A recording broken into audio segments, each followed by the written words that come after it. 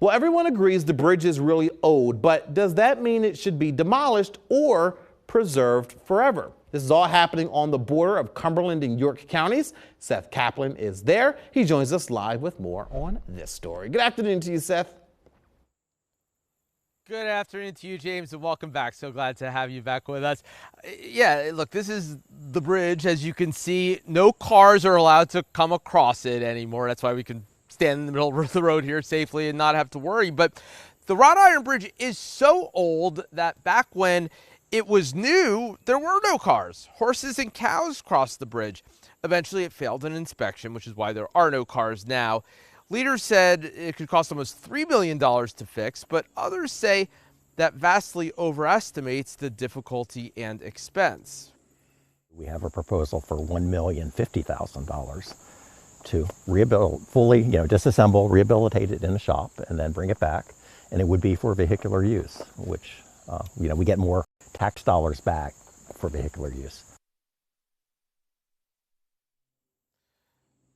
Eric Fairchild is in the Upper Allen Township Commission minority. He's very much in favor of rehabilitating the bridge, which, by the way, is eligible for the National Registry of Historic Places because of its technical significance. Just a couple hundred of these wrought iron bridges still around Pennsylvania.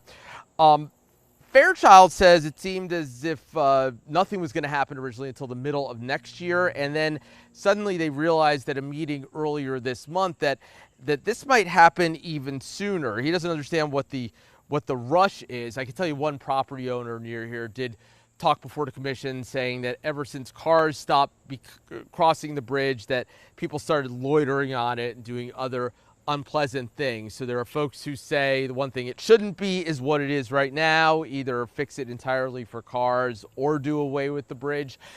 There is, of course, another side, the commission majority, and we are speaking with them as well. And I'll tell you this, they say that it's not necessarily a question of take it down or preserve it. They say it's a question of who should pay for all this. Well, that perspective coming up tonight at 5. Yeah, that was going to be my next question to you, Seth. I mean, I'm sure, there'll be maybe a lot of people who want to save it, but then it comes down to money and who will pay to preserve that bridge. Exactly, James. And it's a tricky one because we are, so basically we're just on the York County side. That's Cumberland County over there. You've got 2 townships on either side also.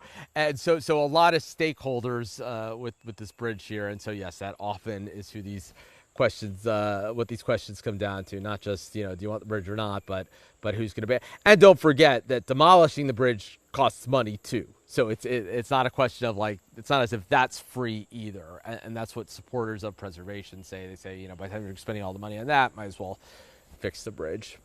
Absolutely. A lot of questions there. All right, Seth Kaplan, good to see you. Thank you so much for that live report this afternoon.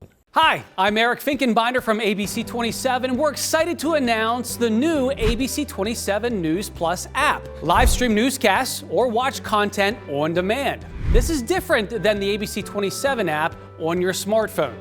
You can check this out at home and it's very easy to use. With a Fire Stick, go to the home page, scroll down to search. From there, enter ABC 27.